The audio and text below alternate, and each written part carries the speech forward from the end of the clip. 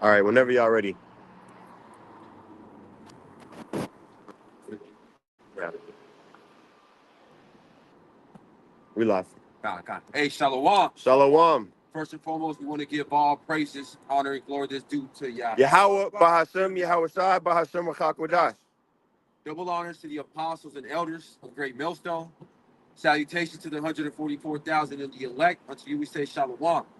Coming to you back with another Tuesday evening camp, side lesson, younger brothers, Yeah. prophesying the destruction of Babylon the Great, telling you so-called Negroes, Latinos, and Native Americans, which are the true Israelites, to come back to the Heavenly Father before all hell breaks loose. Because what majority of the world doesn't know is that there is a famine brewing. Yeah. They think that the whole situation going on in the Strait of Hormuz that is only going to affect the prices of gas. But what people don't understand, when gas prices go up, that leads to everything else going up. That leads to the basic necessities from food, your groceries, your rent bill, your electricity bill going up, which is going to lead eventually to hyperinflation to the point where people aren't going to be able to afford groceries. People aren't going to buy no $200 loaf of bread. People aren't going to buy no 300 carton of eggs. And that's when people is going to riot and to say to hell with it. You know, we're not going to pay that. We're just going to go into these grocery stores and loot them up. And this is the times we're coming into, ultimately, because of Yahweh Bashim Shai's anger and wrath he has towards this world. But if you get that Revelation 6 verse 6. And this is Revelation chapter 6, verse 6. It says, "And I heard a voice in the midst of the four beasts say, a measure of wheat for a penny, and 3 measures of barley for a penny, and see thou hurt not the oil and the wine." And this is going into hyperinflation. Because back then, a penny, going into the Greek word denarion, that's what the old, back in the Roman Empire, during the time of Yahweh Shai, that's what they were getting paid. They were getting paid a penny, a denarion, for a day's worth of work. But in today's system, you know, that would equal to what, about $200 to anywhere between $200 to $300. So that's the price that a measure of wheat, which ultimately is about, you know, a loaf of bread, that's the price it's going to come into, which is you know, letting you know that hyperinflation is right around the corner. But ultimately, that's coming to the wicked of our people, the 2/3, the so-called Negroes, Latinos, and Native Americans. And for these heathens, because here in America, this is the land of consumerism, consume. Yeah. Never taking a break. You know, always chasing after the next big thing.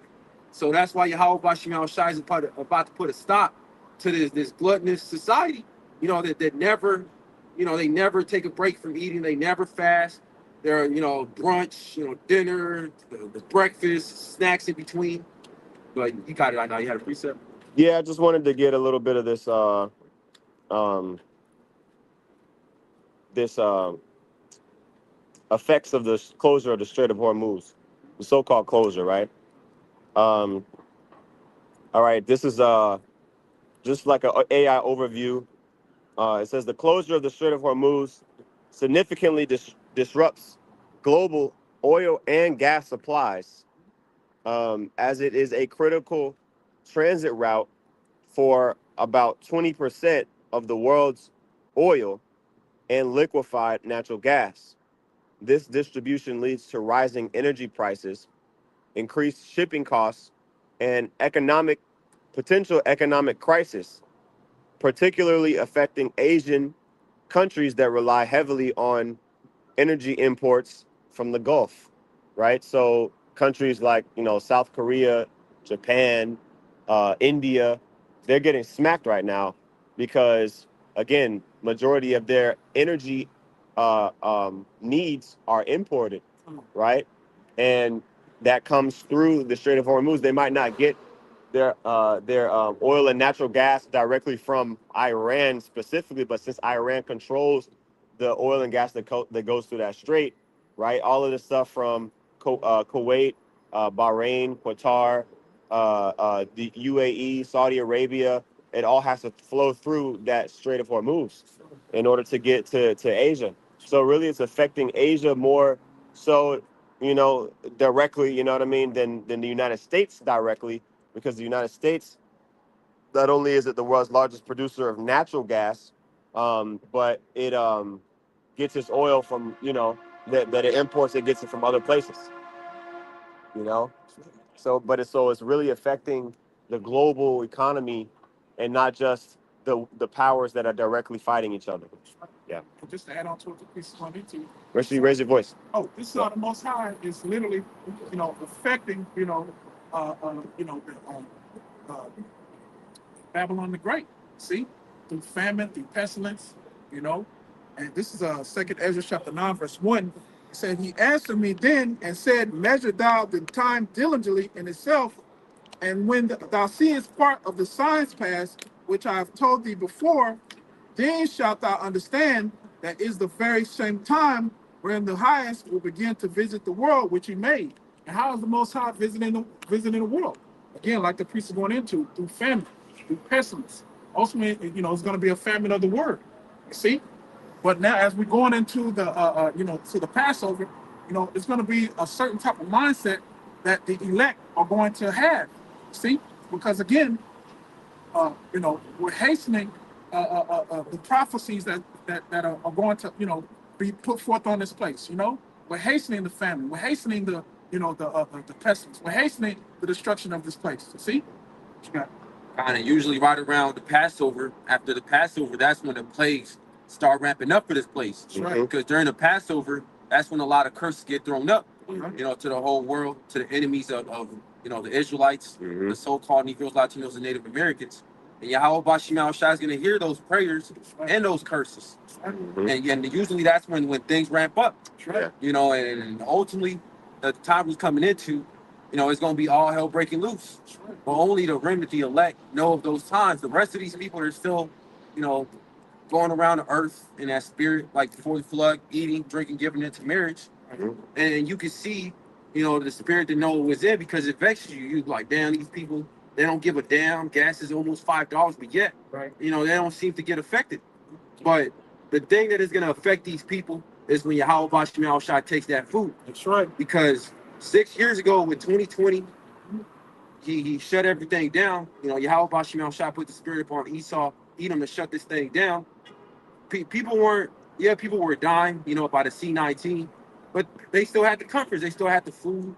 They had the Netflix. They were in quarantine, chilling. But this shutdown that's right around the corner, it's not going to be like that. When there's no food in the grocery stores, when there's no trucks coming in because of the price of gas, that's when reality is going to start settling in for a lot of people. Yeah. They're going to be like, damn, why is this happening? It's been brewing up this whole year, but they weren't paying attention. Yeah. Because it just like C-19, 2020. Yep. All the lockdowns and the shut. Yeah. Lock it up. No, that's it. Yeah, well, that happened right after the Passover, a week after the Passover. I remember we had it, and then right after that, like a week later, like, curfew, like everything, all of the non-essential workers, they was like, yeah, y'all got to stay home. And everybody thought it was gonna be a temporary thing. That shit lasted for months. You know what I mean? And then everybody was filing for unemployment. You know what I mean? You know, working at Amazon and shit. So yeah, man, this place, it's on its last leg. I got a precept if you don't mind. All right, this is Isaiah chapter 28 and verse 21. It says, "For Yahweh Bashim Yahushai shall rise up as in Mount Perazim," okay, which is one of the wars, or one of the battles that we had against the Philistines. All right, where we were triumphant over the Philistines. All right, it says, "The Lord Yahweh Bashim Yahushai shall raise up as in Mount Perazim. He shall be wroth as in the valley of Gibeon, that he may do his work." Okay, his strange work, and bring to pass his act, his strange act. Okay, so the unusual deed, all right, or the strange act and work of the Lord, ultimately is him working on the minds of these shalom, brother. Him working on the minds of these leaders to continue to do what they've been doing. All right, because everybody knows, like, it doesn't make economic sense for the global, the global economy. It doesn't make a lot of sense to continue this war. It's kind of almost like a petty, like, skirmish, But the Lord's putting a spirit on these, on these devils, that run this country here, America, and also the devils over there in the state of Israel, are to continue to push this thing, man. And really, the world stage knows, everybody knows that Iran is just defending itself. You know what I mean? Iran is just defending itself. You know what I mean? And anybody that doesn't condemn the United States and the state of Israel for what they're doing, they're demons too. They're in league with them too. Okay, you got it, bro. Y'all got it. Yeah, yeah. You can sit up in there. This is Second Ezra chapter 15, verse 5. Behold, saith the Lord, I will bring plagues upon the world, the sword, famine, death, and destruction. God, and that's what's right around the corner. Because Yahweh Shemiah Shai is about done playing games with these people in the world, with the 2/3 of our people. They're thinking that Yahweh Shemiah Shai is not about to work upon the planet Earth. And he's working. Because what's right around the corner too is the mass implementation of the RFID micro CHIP, which is the MOTB. And that's what Esau Edom is going to require the world to take so they can have a form of normality again. Yeah. Because what these people are so used to is that normality bias. Yeah. Disasters taking place all over the world, but yet here in America, as long as it don't come near their front doorstep, they don't care. Yeah. These Americans are willing to keep paying $5, $6, $7 for a gallon of gas, as long as they give them their 9 to 5, as long as they could continue, to go on vacation. Yeah. That's all about to be done away with very soon. Yeah. Because Yahweh Bashmiel Shai is about to put the spirit on his devil to close this thing down again.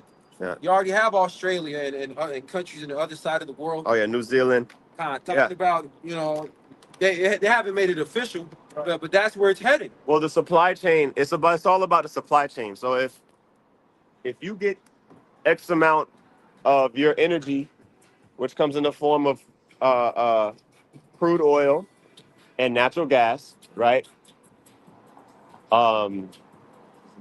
Let's say you have the refineries in your country to, basically convert those raw materials into usable forms of energy, right? Diesel, regular gasoline, jet fuel, all those different applications. Well, guess what? If you're not getting those shipments in, if you need X amount of barrels per day, and you're getting 50% or 20% of what you normally got last month, well, your economy is going to slow down massively. Yeah, you might have what they say strategic reserves, right? Like certain countries have strategic reserves, but that might be maybe a week's worth, 2 weeks, a month worth of fuel, and then after that you're gone. So then what? Like after the supply chain gets rerouted, right? And the energy needs that you were getting that were coming out of the Strait of Hormuz are rerouted. You got to go because I saw a map. There was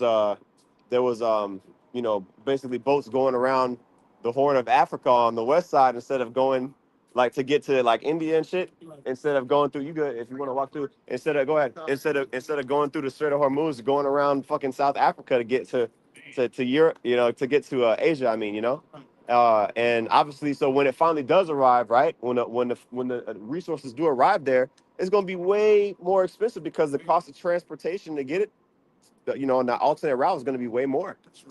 So not only is the supply chain being disrupted for certain of these countries like Australia and New Zealand, but when it finally does get there, all right, it's going to be way more expensive. To the point where a lot of airports, they're just gonna have to say, look, we don't got no jet fuel. You know what I mean? So shutting down commerce, like, you know what I mean, on a major way. So yeah. And a lot of different transportation. It comes from airplanes. It comes from cargo airplanes. Yeah. From other countries. Yeah. And eventually, first it's gonna be the commercial. All the people and their flights. That's the first thing that's gonna get shut down. And you already have a lot of agencies talking about we're about to shut this thing down. We don't have the funds, we don't have the money. The cost of fuel is constantly going up, so that's going to lead to shutdowns. To just like what happened in 2020, it's going to lead to those type of shutdowns again. And at first they may say, oh, it's gonna be a week long thing, a 2 week long thing, to slow it down. But you know how he saw Edom's, he's gonna let it continue on forever.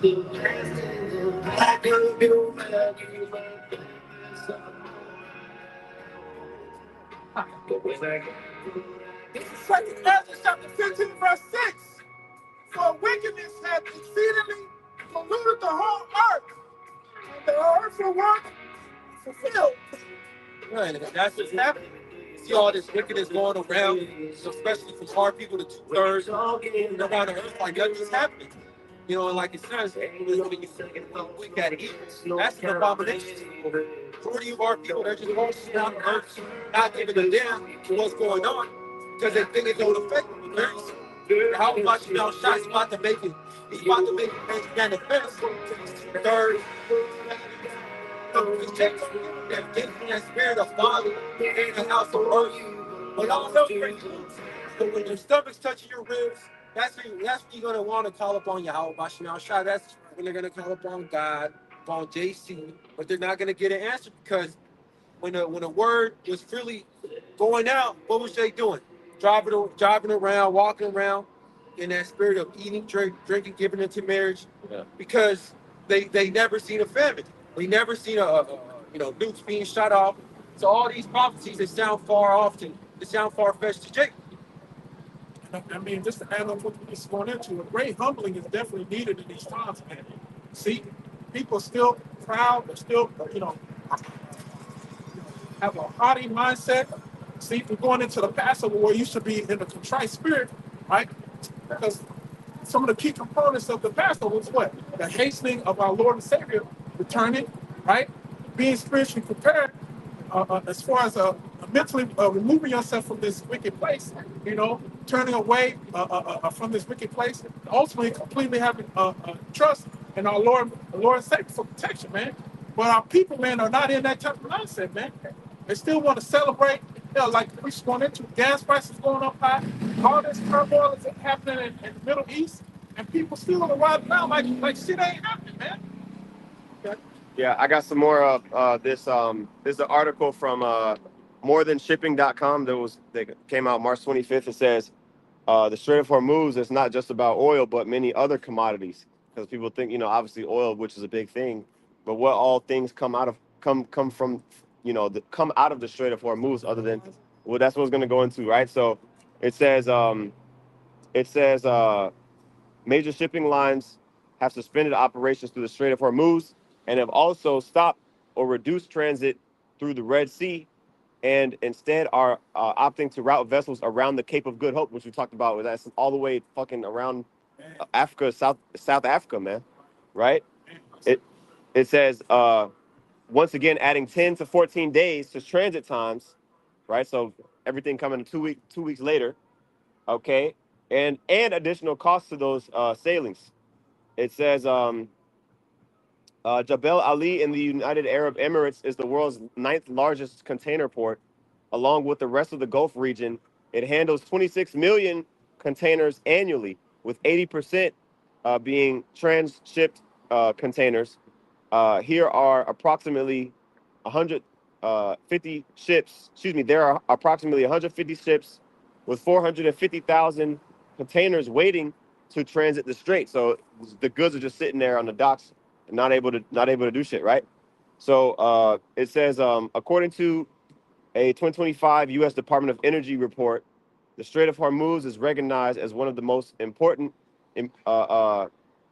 oil choke points. Okay, and so you got oil and petroleum byproducts. Okay, it says shipments through the strait represent 30% of the oil trade and 20% of the LNG, which is liquid natural gas trade worldwide. So 30% of all of the oil and 20% of all the natural gas worldwide pretty much is effectively shut off, right? And so it says Saudi Arabia is the largest exporter of oil. So it's not just about Iran's oil not getting sent out to, like, no, they're blocking Saudi Arabia. They're blocking these other countries that basically have nothing to do with Iran, that may be partners of the United States. You know what I mean? Allies of the United States, but they're blocking off them ports, right? It says, so this is how they're messing with Europe, right? It says 80% of liquid natural gas passing through the strait goes to Asia, while 20% goes to Europe. So it's not affecting the United States. It's not affecting the United States directly like that, right? Because again, we don't get our natural gas from the Strait of Hormuz. 80% of the 80% of the oil and I'm sorry, what was it? 80% of the liquid natural gas goes straight to Asia. It says oil prices. Oh, I'm sorry. Stop me whenever you're ready, bro. It says oil prices have increased 50% since the conflict began. However, it is the products that are made from petroleum products that could be severely affected. It says India, China, Southeast Asian countries, and East Africa are the most affected by Middle East supply shortages. It says petroleum is used in the manufacture of naphtha, which is a critical component for plastics. These are the types of secondary products that will be impacted by price increases or shortages. So everyday household products that you buy from Walmart, or whatever, like, you know what I mean? Over there, like, they're not getting the fundamental. I mean, I don't know how to make plastic, but imagine if, like, you know what I mean, like the main ingredient for plastic is just cut off, like, you know what I mean, for a lot of countries. Like, okay, well, damn, that's gonna affect a lot of shit, so y'all got it. Another thing too is the fertilizer. Right Yeah. now we're in the springtime when all the seeds start to get planted, so the crops can grow. And if they don't have fertilizer coming in, well, what is that going to lead to? Yep. That's going to lead to crops not growing like they're used to. Yep. The harvest is not going to come during this year, which is further leading to famine because the U.S. it doesn't really grow anything like that. Oh, hold on, we got some scoffers. I wasn't looking. Uh, it says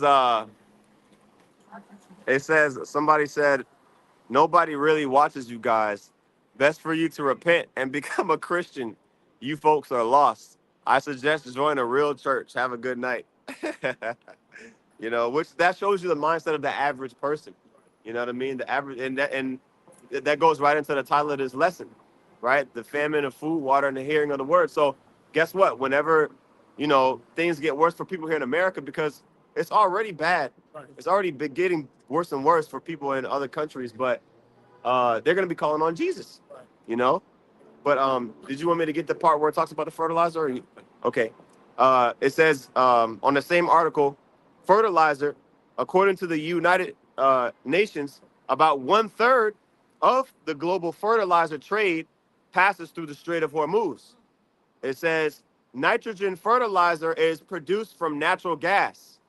Fertilizer accounts for a significant share of the production costs of many agricultural products, just over a third of each for both corn and wheat. When fertilizer prices increase, it has a significant impact on the production of crops and makes them much more expensive. It says many countries in the region rely on fertilizer from the Persian Gulf. For example, Sudan imports 54%, Sri Lanka imports 36%, Australia imports 32%, and Somalia 30% of their fertilizer from the Persian Gulf. Many of these countries are poor, and a significant increase in prices for fertilizer could lead to food shortages. So the ones that are affected the most are the poor countries. You know what I mean? I mean, Australia is an outlier. Australia is not as poor, but a lot of these countries that nobody thinks about, right? Sri Lanka just several years ago, their what's it called? Economy basically collapsed. They defaulted on their loans, and they couldn't pay their shit. So their currency just collapsed a few years ago. So a lot of these, like, and nobody's talking about it because it's like, okay, well, it's not happening here in America. Who gives a shit? But a lot of these, like, other, like, smaller countries, they're getting jacked up, like, really badly. You know. It's Second Ezra chapter 6. I'm gonna get verse 22.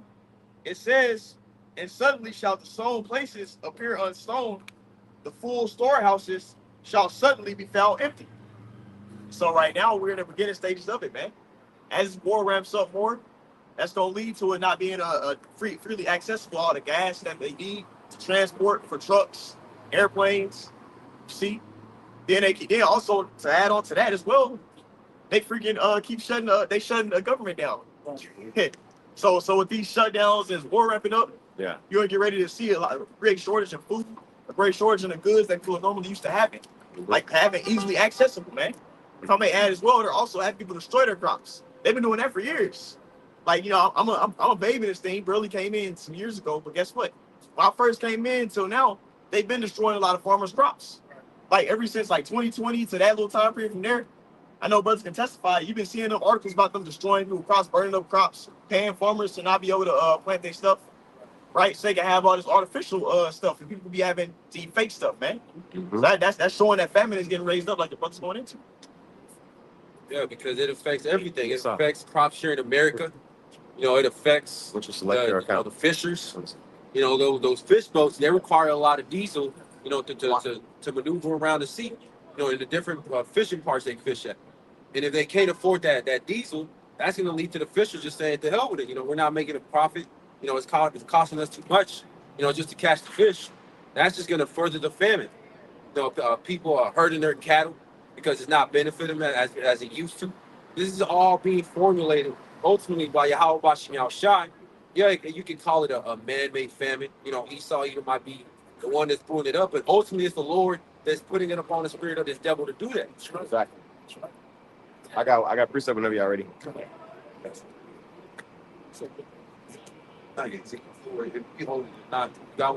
Con.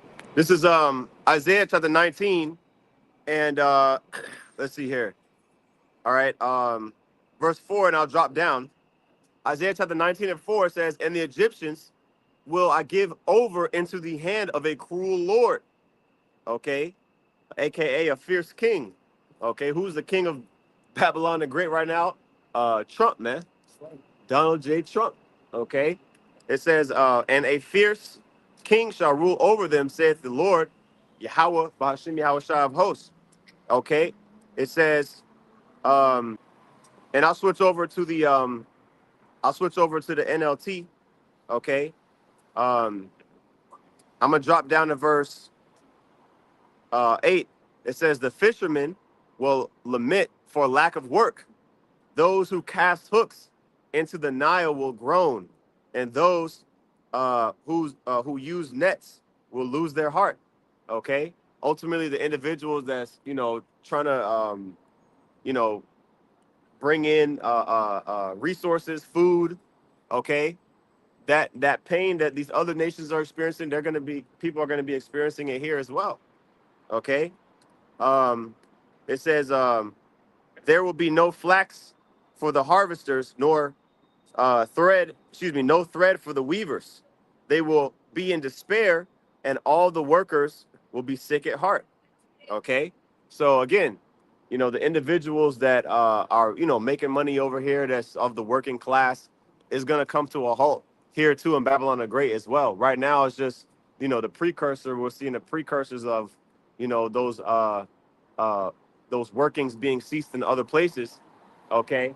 But as trade continues to decline, and what they call a geo or basically a global like recession, basically, it's gonna be it's gonna be felt by everyone. Okay, y'all got it. This is Ezekiel chapter 4, verse 16. It says, moreover, he said unto me, Son of man, behold, I will break the staff of bread in Jerusalem, and they shall eat bread by weight and with care, and they shall drink water by measure and with astonishment. Yeah, going into the food rationing. Whenever everything gets shut down, you're not going to be able to go into the grocery store and buy you 5 packs of 24 packs of water. 10 dozen eggs, 10 loaves of bread. No, those days, they're about to be done away with. Esau, he was about to start a rationing system. You can only get this much, this much, because we don't have as many imports coming in. That's leading into just like it said in Revelation chapter 6, a measure of wheat for a penny. Yeah. A day's worth of work. Well, that's already happened. Remember, there was a supply chain shortage of whatever it was, and then they would put the little sticker on the in the grocery store, one per customer. Everybody was buying pounds of shopping carts full of toilet paper and you know different things, like, you know what I mean, everyday things, people trying to stock up on it. Okay, so imagine when the supply chain really gets cut off. Who what you gonna wipe your ass with when you've been using toilet paper for decades? You know what I mean? you know so yeah, man, these people gonna feel it, man. you know And you have all these doomsday preppers, the Canadian preppers, talking about go to the stores and buy everything now, prepare Yeah. because of what's coming. That's leading to, the further panic buying, where people are buying in bulk, leaving the stores dry. And that's all by design as well, because you do have a lot of what you call control opposition, that's telling these people to go out there and panic buy.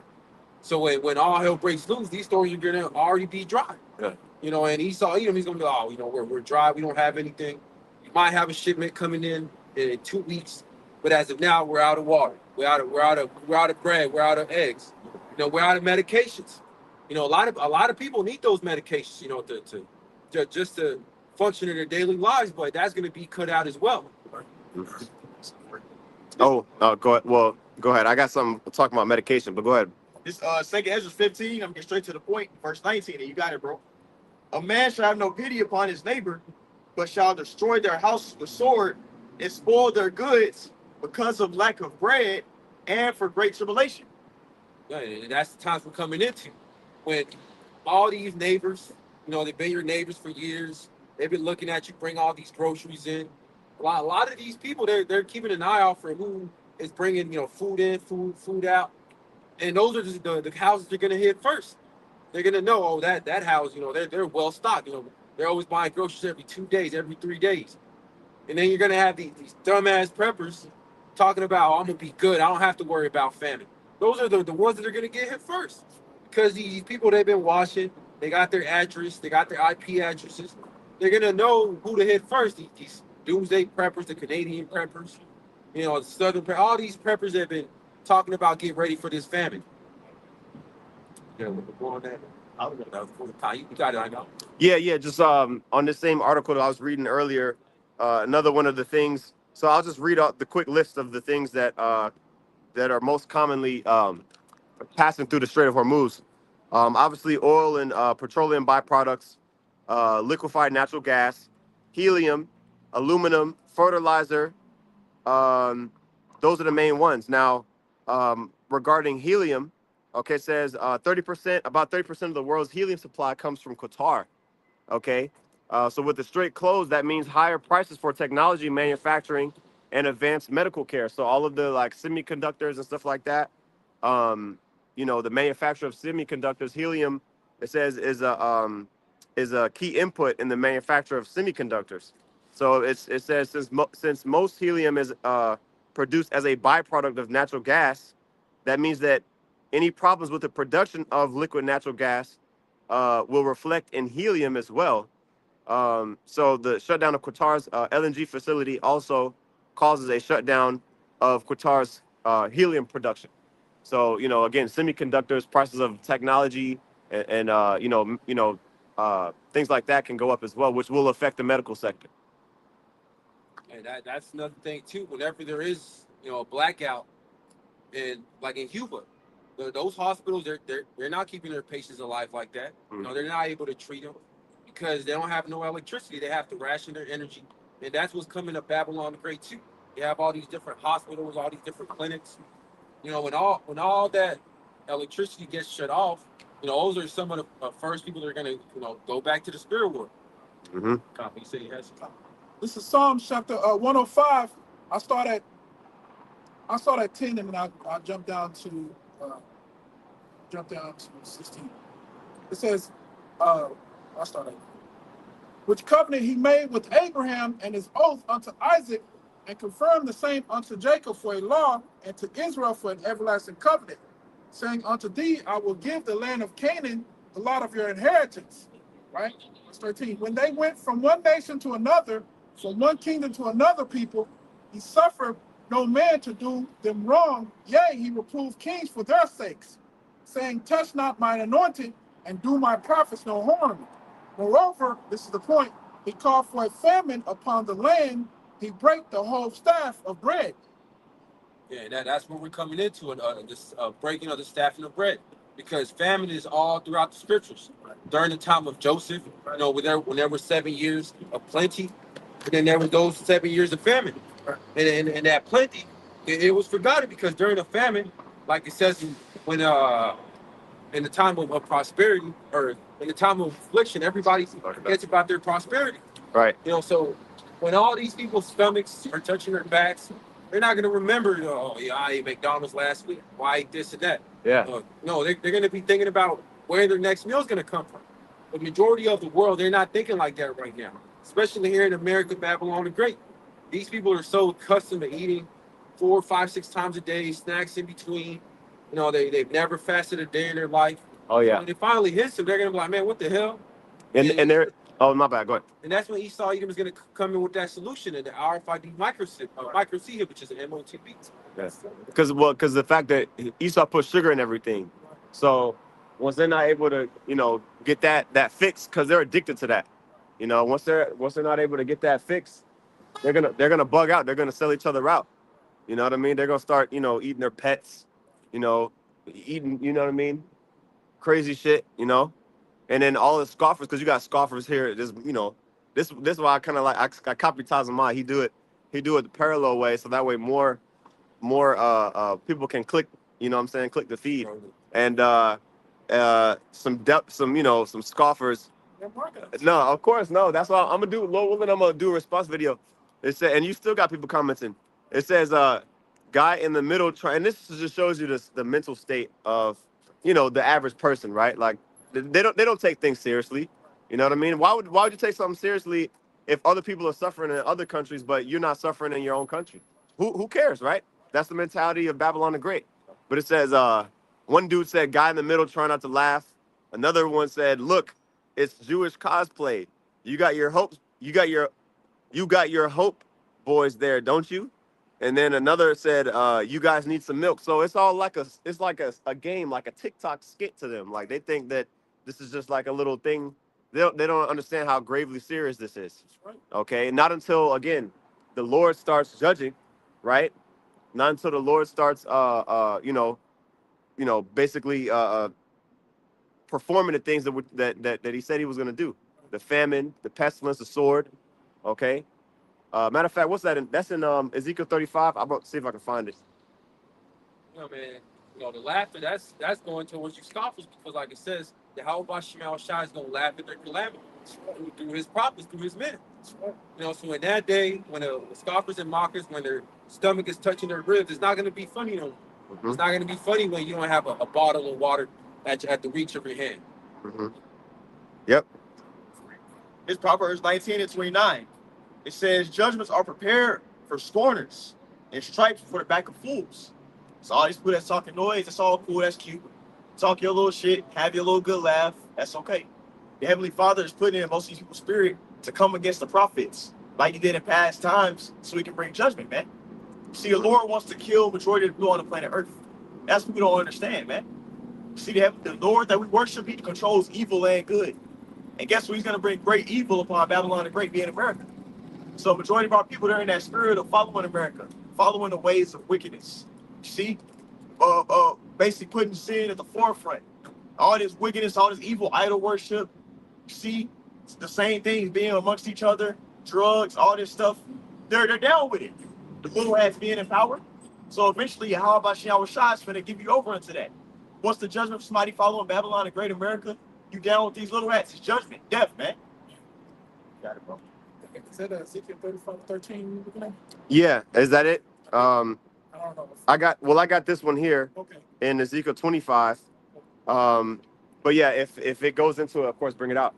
This is Ezekiel chapter 35, verse 13. Thus with your mouth ye have boasted against me, and have multiplied your words against me. I have heard them. Thus saith the Lord Yahweh, when the whole earth rejoiceth, I will make thee desolate. Mm-hmm. And that's the spirit of majority of our people, the 2/3 and these heathens. They're constantly talking shit. They think that they're talking shit to the to the men that are pushing this word out, but really they're coming against Yahweh Bashim Shai, because that's where the message comes from. It comes from the Lord. It don't come from us. It's Yahweh Bashim Shai speaking through his servants, the prophets. And the Lord is telling you, scoffers, you mockers, you're gonna get judged, whatever that judgment it may be. Yeah. There be many spirits created for vengeance, and the main one that is coming is famine. Yeah. That's beautiful that you said that, because again, you're mocking, but again, that famine of the word is coming, and then you're going to be judged by the actual faith. Yeah. See, so you're not hearkening to the men of the Lord who are trying to warn you of the destruction of this place so that you can get right with your power. Rather, you scoffing and ultimately you're marking yourself. So when the Most High judges you with actual famine, then you'll know that the men of the Lord were actually, preaching the truth, man. Yeah, just read that last verse and we'll close out. This is Ezekiel chapter 35, verse 15. As thou didst rejoice at the inheritance of the house of Israel, because it was desolate, so will I do unto thee. Thou shalt be desolate, O Mount Seir, and all Idumea, even all of it. Yeah, so They shall know that I am the Lord. So this is coming towards these people in Babylon the Great. These Edomites, these other nations, and these 2/3, right? Because they hate and despise Yahweh Bashim Shai. But that was pretty much the point. We pray that this was edifying. We want to give all praises, honor, and glory to Yahweh Bashim Shai Bashim Kakodash. Double honors to the apostles and elders who we learned this truth from the well. Peace, salutation to the 144,000, the rest of the elect. Unto you we say shalom. Shalom.